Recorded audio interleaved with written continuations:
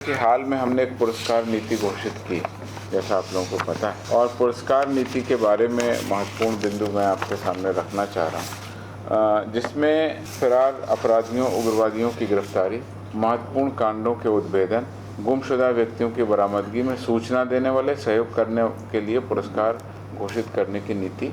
सरकार के द्वारा निर्गत कर दी गई है। इसमें पुलिस मुख्यालय ने पहले उनको प्रस्ताव समर्पित किया था। राज्य सरकार के द्वारा वर्ष 2002 में, 2011 में, 2018 में विभिन्न प्रकार की नीति निर्धारित की गई थी। उनके उपरांत हमारा जो प्रस्ताव था अगस्त महीने में भेजा गया था। उसके उपरांत गृह विभाग के ज्ञापांक 12,227 दिनांक 10 अक्टूबर 2023 के द्वारा नई पुरस्कार नीति की घोषणा कर दी गई। इसमें अपराध की रोकथाम, नियंत्रण, विधि व्यवस्था, लोक व्यवस्था संधारण, पुलिस कर्मियों का मनोबल तथा आम जनता में पुलिस के प्रति विश्वास पर सकारात्मक प्रभाव डालने तथा आम जनता के द्वारा फरार अपराधियों, उग्रवादियों, उपद्रवियों के संबंध में जानकारी देने, कांड के उद्भेदन में जानकारी अथवा गुमशुदा व्यक्तियों की बरामदगी अथवा किसी आपराधिक घटना या सांप्रदायिक घटना के संबंध में सूचना देने के लिए प्रोत्साहित करने के उद्देश्य से जो निर्धारित मापदंड हैं, उसके अतिरिक्त अपराधियों, उग्रवादियों की गिरफ्तार करने अथवा सूचना देने हेतु पुरस्कार की घोषणा की हम लोगों ने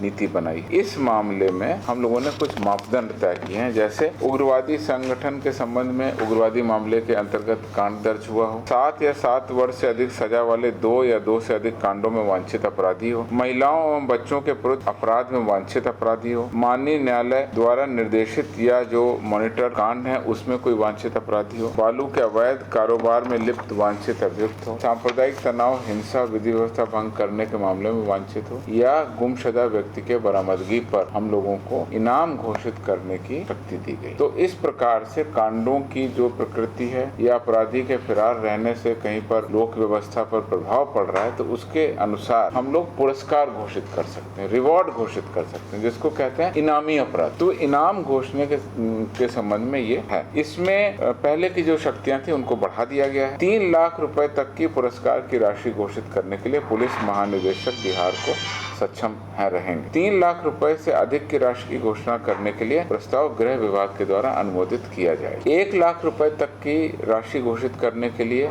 अपर पुलिस महानिदेशक अभियान को ये शक्ति दी गई। 50,000 रुपए तक पुरस्कार की राशि घोषित करने के लिए रेंज के आईजी और डीआईजी को ये पावर दी गई, और 25,000 रुपए तक के पुरस्कार की राशि घोषित करने हेतु पुलिस अधीक्षक स्वयं सक्षम होंगे। अर्थात अब जिले के पुलिस अधीक्षक और रेंज के पुलिस पदाधिकारी जो है वो 25,000 और 50,000 रुपए तक का इनाम किसी भी अपराधी पर घोषित कर सकते हैं, जो हमने कैटेगरी आपको बताई। तो इससे आम जनता और पुलिस कर्मियों दोनों का मनोबल उत्साहित रहेगा, जो कि अपने जोखिम लेकर के अपराधियों की सूचना एकत्रित करते हैं और पुलिस पदाधिकारियों को सूचित करते हैं। इसका उद्देश्य है कि आम जनता और पुलिस प्रशासन मिल करके ऐसे जो तत्व हैं जो लोक व्यवस्था को प्रभावित करते हैं, अपराध या सांप्रदायिक घटना में संलिप्त रहते हैं, जिसकी वर्णन ऊपर किया गया, उसकी जानकारी दें तो कानून के हवाले किया जाए, और अल्टीमेटली कानून का जो विधि का शासन है, जो कानून है, उसके तहत उनको दंड दिया जाए। फरार अपराधी उग्रवादियों की सूचना